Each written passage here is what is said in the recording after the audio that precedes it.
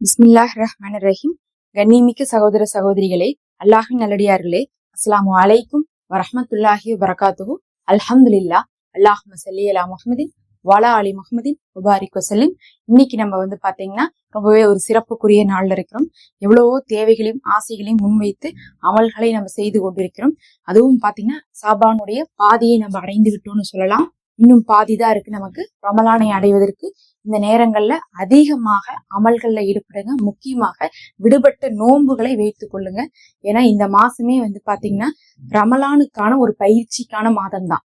எப்படி ஆலிம்கள்லாம் இதை கையாளுவாங்கன்னா, இந்த சாபான் மாதத்தை ரமலான்ல நம்ம என்னெல்லாம் செய்வோமோ அதெல்லாம் இப்பவே தயாரிச்சு கொள்வாங்க. ரமலான்ல நம்ம என்ன செய்வோம், 30 நோன்பு வைப்போம். அப்ப இந்த மாசம் என்ன பண்ணுவாங்கன்னா, ஷாபான்ல விடுபட்ட நோன்புகளை வைப்பாங்க. அதுக்கப்புறம் இந்த மாசத்துல சுன்னத்தான நஃபிலான நோன்புகளை வைத்து ஓரளவுக்கு நம்மளுடைய மனசை பக்குவப்படுத்துவாங்க.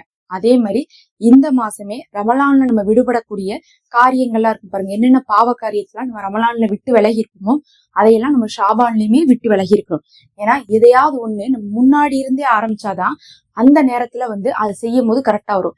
நீங்க திடீர்னு ரமலானுக்கு எடுத்து நான் புதுசா குரான் ஓதுவேன், நான் எந்த பாவமும் செய்ய மாட்டேன், பொழுதுபோக்கான காரியம் பார்க்க மாட்டேங்க அப்படின்னு நினைச்சீங்கன்னா ரமலானுடைய முதல் 10 நாள் அதுக்காக நீங்க ரொம்ப ஸ்ட்ரகிள் பண்ணி தான் அதை செய்யற மாதிரி இருக்கும். ஆனா நீங்க இதை ஷாபான்ல இருந்தே செய்ய ஆரம்பிச்சீங்கன்னா ரமலான்ல அதை ரொம்ப ஈஸியா செஞ்சிருவீங்க. அதனால இப்ப நம்ம ஷாபானுடைய பகுதியை அடைந்து விட்டோம்.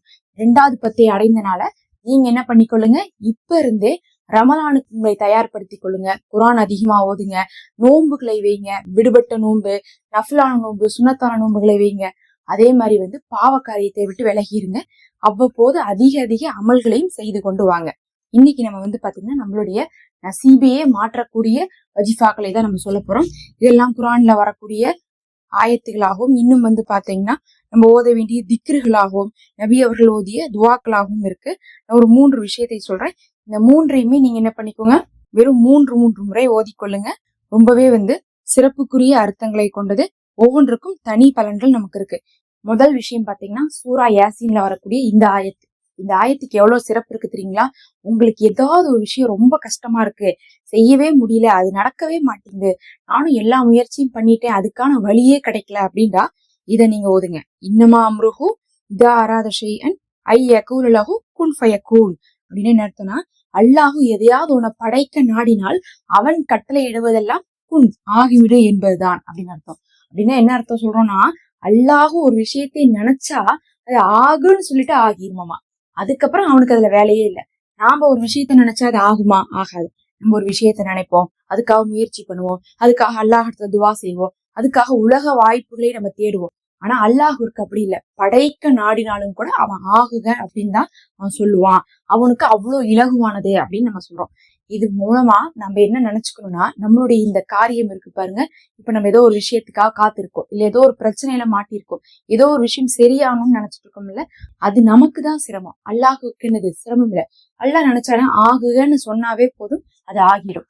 நீ யா அல்லாஹ் இது உனக்கு சிரமமான காரியம் இல்ல, எனக்கு தான் இது ரொம்ப சிரமமான காரியமா இருக்கு, இத நீ சிரமம் இல்லாம சரிவர பண்ணி கொடுன்னு சொல்லிட்டு அல்லாஹ்விடத்துல இந்த ஒரு ஆயத்தை 3 தடவை மனதார ஓதிட்டு அந்த ஒரு தேவையை இதோட கம்பேர் பண்ணி நீங்க துவா செய்யணும். எப்படி இதை நீ ஆகுகன்னு சொன்னா உனக்கு, எப்படி ஆகுகன்னு சொன்னா உன்னுடைய எல்லா காரியமும் ஆகிவிடுமோ அதே மாதிரி என்னுடைய காரியத்தையும் நீ ஆகுகன்னு சொல்லி ஆக்கி கொடுன்னு சொல்லிட்டு அல்லாஹ்விடத்துல கேட்டுக்கொள்ளுங்க. அடுத்தது பிஸ்மில்லாஹ் ரஹ்மான் ரஹீம், யா அல்லாஹு யா ரஹ்மானு யா ரஹீம். இது பாத்தீங்கன்னா இதுல அல்லாஹுடைய இஸ்மே அகலம் இருக்கு. அல்லாஹு குரான்லயே தனக்குனே தேர்ந்தெடுத்த வார்த்தைகள்ல இந்த அர் ரஹ்மான் அர் ரஹீம் ரொம்ப முக்கியம். ஏன்னா எல்லா சூறாவுடைய ஆரம்பத்திலும் பிஸ்மில்லாஹ் ரஹ்மான் அர் ரஹீம் அப்படின்னு வருது. பிஸ்மில்லா கூட அர் ரஹ்மான் அர் ரஹீம் சேர்ந்து வருது. அந்த வார்த்தைகளை தான் நம்ம இதுல சொல்லியிருக்கோம். இது எல்லாமே அல்லாஹுவிற்கு பிடித்த இஸ்மு. இன்னும் அல்லாஹுவை அழைப்பதிலே இதுதான் சிறந்த வார்த்தை. அவனுடைய அருளையும் அவனுடைய அன்பையும் பறைசாட்டி நம்ம அழைக்கிறோம். அவன் ரொம்ப அருளாளனாகவும் நிகரற்ற அன்புடையவனாகவும் இருக்கிறான்.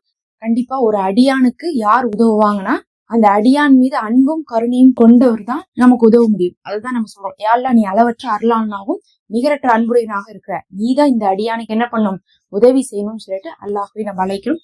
அல்லாஹுவை இப்படி அழைக்கிறது ரொம்ப பிடிக்கும். மற்ற எல்லாத்தை விடவும் இது அல்லாஹுக்கும் ஒரு அடியானுக்குமான பந்தத்தை சொல்லக்கூடியதாக இருக்கு. அதனால இப்படி 3 முறை ஓதிக்கொள்ளுங்க. கடைசியா ஒரு துவாவை ஓதி முடிக்கணும்.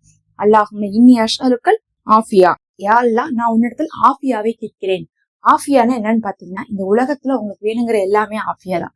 சாப்பாடு, துணி, காசு, இன்னும் உறவு எல்லாமே ஆஃபியா தான். அப்போ உங்களுக்கு என்ன வேணுமோ அது எல்லாமே ஆஃபியா தான்.